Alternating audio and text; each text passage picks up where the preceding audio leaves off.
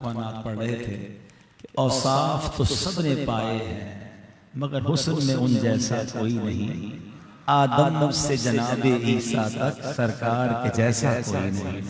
अल्लाह ने कैसा कमाल बनाया अपने हबीब अलैहिस्सलाम को। आज कुछ मस्जिद का नाम भी गालिबन जमाल मुस्तफ़ा ही है, तो कुछ जमाल मुस्तफ़ा से ही बात को शुरू कर लेते हैं। तो ये जो खूबसूरत बात है ना कि नबी पाक को रब ने कैसा बाकमाल बनाया, यानी आपका जिक्र भी बाकमाल है। आप तो सरापा कमाल है ना, सर से पांव तक कैसे कमाल है कि बरेली के ताजदार लिखते हैं ना, सरताब कदम है तने सुल्तान ज़मन फूल, सरताबा कदम है तने सुल्तान ज़मन फूल, लब फूल बदन फूल ज़कन फूल दहन दहन। कमाल है मेरे यहाँ, मगर जिक्र कैसा कमाल है। नॉर्मली हम जब इत्र खरीदते हैं तो इत्र खरीदते वक्त इत्र वाले को कहते हैं जरा ऐसा इत्र देना जो लॉन्ग लास्टिंग भी हो और थोड़ा दूर तक खुशबू जाए। मगर आज मैं आपको जो दुरूद पाक की फजीलत, जिक्र मुस्तफ़ा की फजीलत, साहबा किराम फरमाते हैं जब किसी महफिल में बैठकर मुसलमान अल्लाह के नबी अलैहिस्सलाम पर दुरूद भेजते हैं तो उससे एक ऐसी खुशबू निकलती है जो फरिश्ते आसमानों पर महसूस करते हैं। जमीन पर दुरूद पढ़ा जाए, फरिश्ते आसमानों पर महसूस करते हैं और रिकॉग्नाइज कर लेते हैं, पहचान लेते हैं किसी जगह पर नबी पाक अलैहिस्सलाम के उम्मती प्यारे आका पर दुरूद भेज रहे हैं। अब दुरूद में कैसी खुशबू है, और वो खुशबू क्यों ना हो कि जिक्र किस महके महके आका का है। जमाल मुस्तफ़ा की बात हो रही है ना कि हुस्न में उन जैसा कोई नहीं।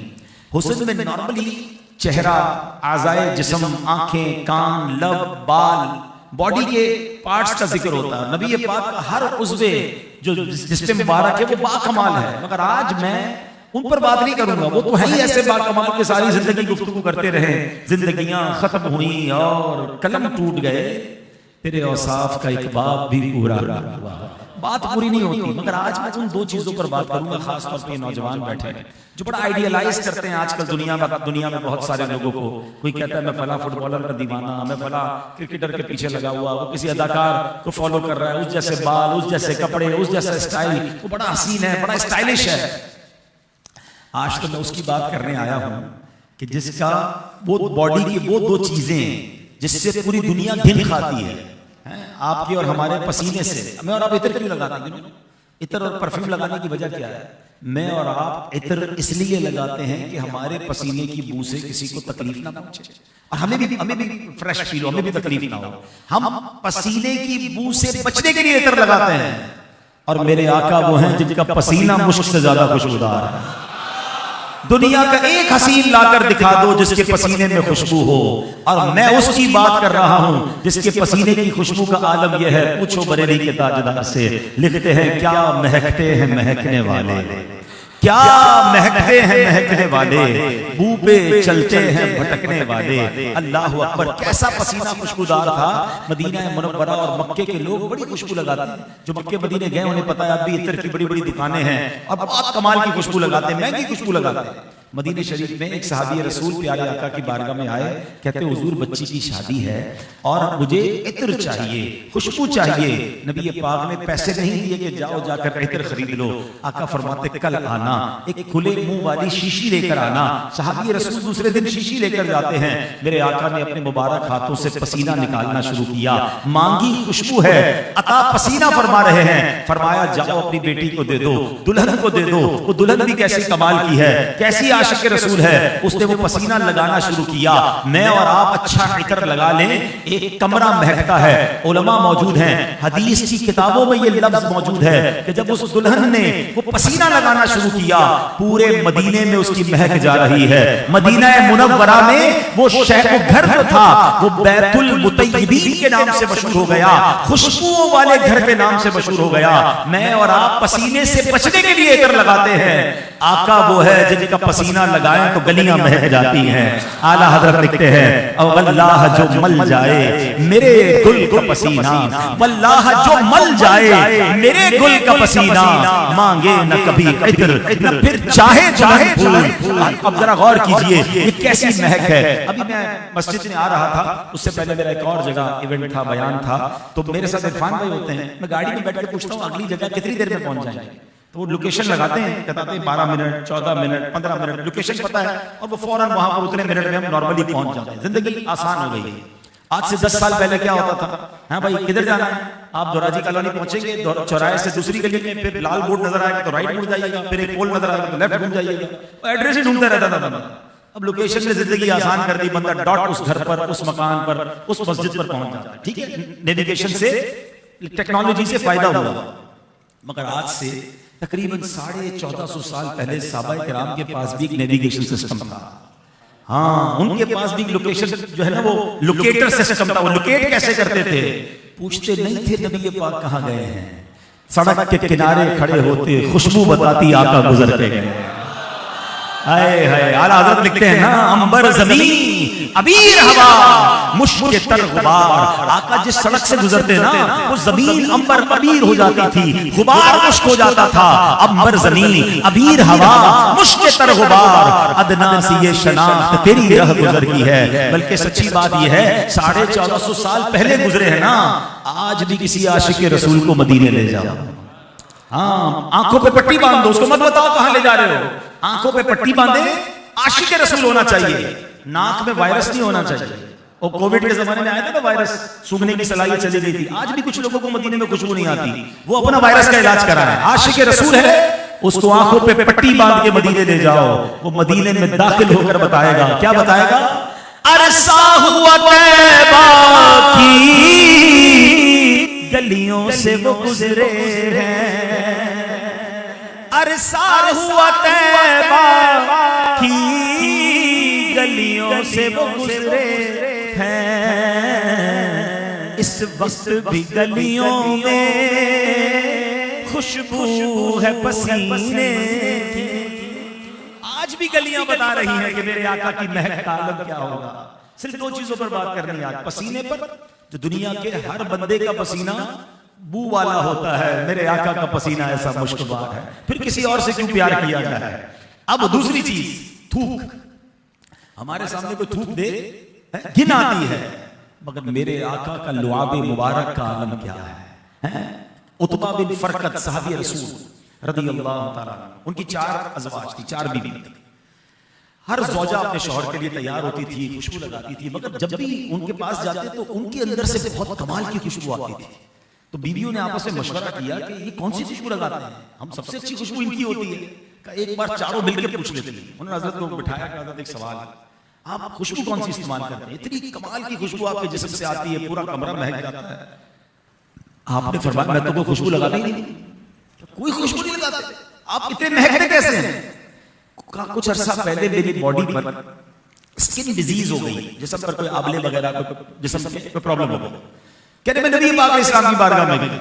अब ये अलग बहस है कि सहाबा किराम को जब जब कोई प्रॉब्लम होती कहीं और नहीं जाते, सरकार के कदमों में हाजिर हो जाते हैं।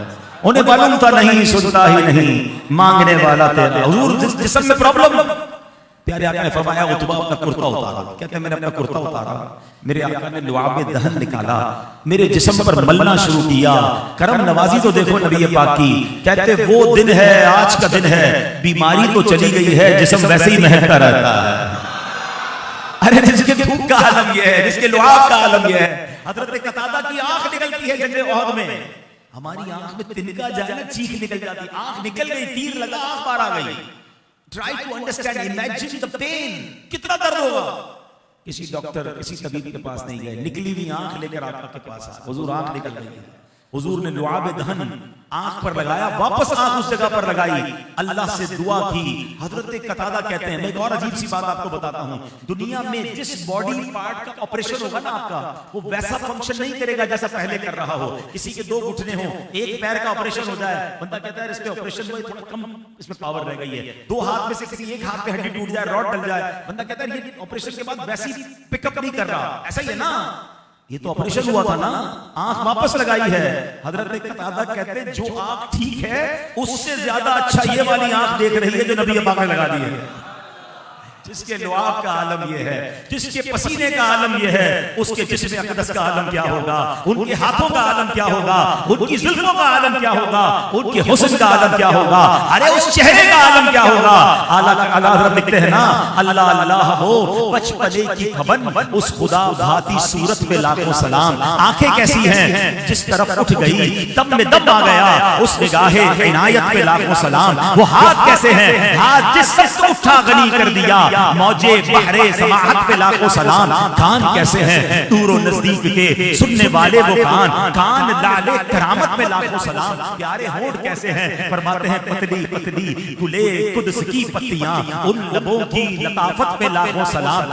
नाक मुबारक ऐसी उठी हुई और ऐसे नूर वाली है, फरमाते ऊंची बीनी की रिफअत पे लाखों दुरूद, नीची नजरों की शर्मो हया पर दुरूद, ऊंची बीनी की रिफअत पे लाखों सलाम। एक एक बॉडी पार्ट की बात करें, ताकत कैसी है, बाजुओं में कुव्वत कैसी है, फरमाते हैं जिनको बाजू जिनको बारे तो आलम की परवाह नहीं, ऐसे बाजू की कुव्वत पे लाखों सलाम। जबान कैसी है, फरमाते जो कहते हैं हो जाता है, वो जबान जिसको सब कुन की कुंजी कहें, उसकी नाफिज हुकूमत पे लाखों सलाम। मेरे आका सुभान अल्लाह जब मुस्कुराते हैं तो गमगीन दिलों का कैसे सहारा बन जाते हैं, फरमाते हैं जिसकी तस्कीन से रोते हुए हंस पड़े हैं। नबी ये बात मुस्कुरा दे तो रोता बंदा हंस पड़े, जिसकी तस्कीन से रोते हुए हंस पड़े, उस तबस्सुम की आदत पे लाखों सलाम। जरा बताओ तो सही, आज जमाले मुस्तफा पर जिक्र हो रहा है, नबी पाक के हुस्नो जमाल पर बात हो रही है। जिक्र का मजा ऐसा है, दीदार का आलम क्या, जब हुस्न था उनका जलवा, अनवार का आलम क्या होगा। सोचो तो सही, जब हुस्न था उनका जलवा नुमा, अनवार का आलम क्या होगा।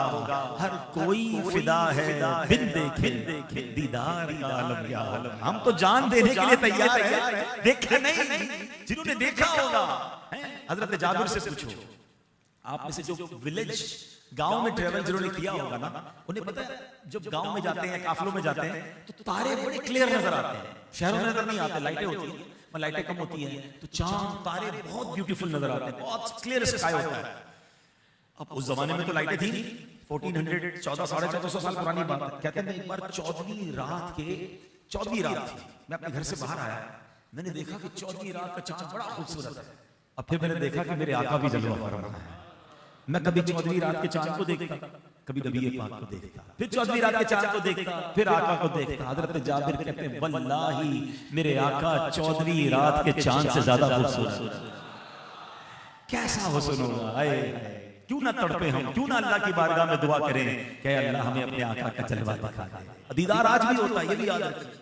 हाँ, आशिकान रसूल को आज भी दीदार कराया जाता है। दुरूद पाक की कसरत ये एक वजीफा है, जो कसरत से दुरूद पाक पढ़ता है उसे नबी पाक की ख्वाब में दीद नसीब होती है। नमाजों की पाबंदी, सुन्नतों पर अमल, गुनाहों से तौबा, और आंखें भी तो पाक करनी है ना। जिन आंखों से नबी पाक को देखना है वो आंखें हराम भी देखेंगे, फिर कैसे देखेंगे। आंखें पाक करें, दिल पाक करें, रहे उनके जलवे, बसे उनके जलवे, मेरा दिल बने यादगारे मदीना। दिल यादगारे मदीना बनाना है तो दिल को गंदगी से पाक भी तो करना होगा ना। एक ही बर्तन में गंदगी भी डालो और दूध भी डालो, दूध का क्या हाल होगा, खराब हो जाएगा। तो अगर दूध साफ सुथरा पीना है तो बर्तन पहले साफ करना होगा ना। तो ये दिल भी एक बर्तन की तरह है, इसको साफ करना है। किसी की दुश्मनी भरी हुई है, बुग़्ज़ भरा हुआ है, तकब्बुर मौजूद है, कीना मौजूद है, इंतकाम मौजूद है, मुसलमानों के लिए बुरी बुरी प्लानिंग्स मौजूद हैं, और बंदा का सीना बने मदीना, कैसे बनेगा भाई। ये फार्मूला है, याद रखिए। जब जब आपको ये ख्याल आए ना कि नमाज पढ़ने, दुरूद पढ़ने, नात ख्वानी में आने में मुझे मजा नहीं आता, वो रिक्कत कल्बी नहीं मिलती, वो लुत्फ नहीं आता, तो फिर बंदा अपने बारे में सोचे कि देयर इज समथिंग रॉन्ग। अल्लाह के जिक्र में तो चैन ही चैन है। खुद कुरान में रब ने फरमाया अला बिज़िक्रिल्लाहि तत्मइन्नुल कुलूब, बेशक अल्लाह के जिक्र में दिलों का चैन है। तो जब चैन अल्लाह के जिक्र में है, और ये भी याद रहे कि नबी पाक का जिक्र भी अल्लाह ही का जिक्र है। हाँ, ये भी याद रखिएगा। क्यों, कुरान क्या है मुझे बताइए, अल्लाह का जिक्र है। अगर कोई कुरान पढ़ता है तो क्या कहेंगे, जिक्र इलाही कर रहा है, अल्लाह की इबादत कर रहा है, जिक्र इलाही है ना। तो कुरान में भी तो नबी पाक का जिक्र है, तो नबी पाक का जिक्र कुरान में है, तो इसका मतलब ये भी अल्लाह का जिक्र है। बल्कि उलमा तो यहाँ तक फरमाते अल्लाह के दुश्मनों का अंजाम और उन पर आने वाला अजाब इसलिए पढ़े कि अल्लाह ने उनको कैसा बदला दिया, उन पर कैसा अजाब नाजिल किया। अल्लाह की कुदरत कितनी शानदार है, तो ये भी अल्लाह का जिक्र है। अल्लाह के प्यारों का जिक्र भी करना अल्लाह का जिक्र है। तो सुभान अल्लाह, जब इन तमाम अस्कार के अंदर लुत्फ ना आए ना, आप इंजॉय ना करें, तो देयर इज समथिंग रॉन्ग। हमेशा याद रखें, अल्लाह ने जबान में चखने का टेस्ट दिया है, हाथों में छूने का टेस्ट दिया है। गर्म होता सब पता चल जाता है, ठंडा होता पता चल जाता है।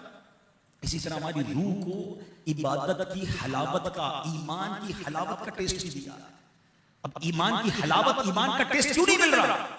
इसका मतलब कोई बीमारी है। देखिए ना, आपकी फेवरेट डिश मिसाल के तौर पर बिरयानी है, किसी को बिरयानी बड़ी पसंद है, लेकिन जिस दिन आपका बीमार तबीयत खराब है, मुंह कड़वा हो जाता है बुखार में, वही बिरयानी अच्छी नहीं लगती। बंदा कहता है कैसी बनाई है बिरयानी, घर वाले कहते हैं वैसी बनाई जैसी बनाते हैं, आपके मुंह में प्रॉब्लम हो गई है।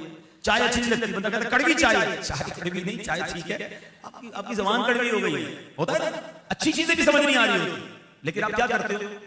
खाना जारी रखते हो, दवाई साथ लेते हो, और पता है जैसे ही बुखार उतर जाएगा ये सारे टेस्ट वापस आ जाएंगे। बिल्कुल ऐसे ही अगर नमाज में, तिलावत में, इबादत में टेस्ट नहीं आ रहा, तिलावत करता हूं नींद आती है, इज्तिमा में जाता हूं भागने को जी जाता है, मस्जिद में आता हूं बेकरारी हो रही है, तो समझ जाओ कि अंदर बीमारी आ गई है। दिल का इलाज करना है, भागना नहीं है। कुछ लोग इसीलिए भाग जाते हैं कि यार दिल ही नहीं लगता मेरा, तो ना बयान में दिल लगता है, ना महफिल में मजा आता है, ना मदनी चैनल खोलता हूं फौरन चेंज करके दूसरे चैनल पे चला जाता हूं, दिल ही नहीं लगता।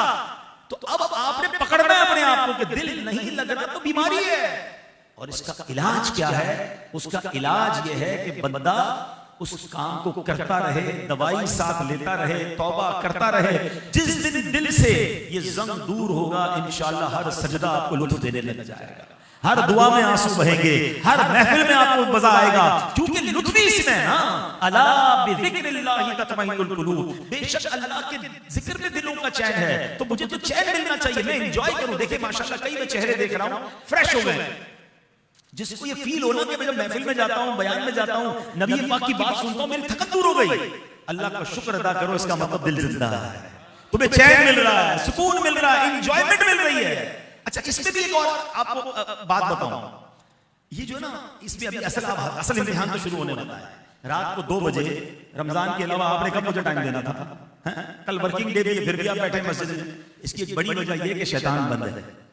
हाँ, वो बहकाने वाला भी मौजूद नहीं है। आम दिनों में बुला के दिखाते हैं आपने किधर आना है, तो वो ये रमजान का एक मेहरबानी है, अल्लाह की करम नवाजी है, शैतान बंद है। अब लेकिन होता क्या है, अक्लमंद वो होता है कि वो अपनी प्रैक्टिस इतनी मजबूत कर ले, रमजान में इतना तगड़ा हो जाए, रूहानी तौर पे इतना स्ट्रांग हो जाए कि जब शैतान भी आ जाए ना, तब भी ये अच्छी आदतें वो कंटिन्यू करे। असल मुकाबला तो चांद रात से बाद है। अब देखना ही कि आप में से कौन कौन उस मुकाबले को जीतता और कौन हार जाता है। दिल बड़ा गमगीन है, इमाम साहब बैठे हैं और भी कई लोग अफसुर्दा हो रहे हैं, यार ये 4-5 दिन रह गए हैं, ये रौनकें, ये बहारें हैं, सब ऐसे गायब हो जाते हैं। बंदे किधर गए सारे मुसलमान? रमजान गए, बंदे मुसलमान कहां चले गए?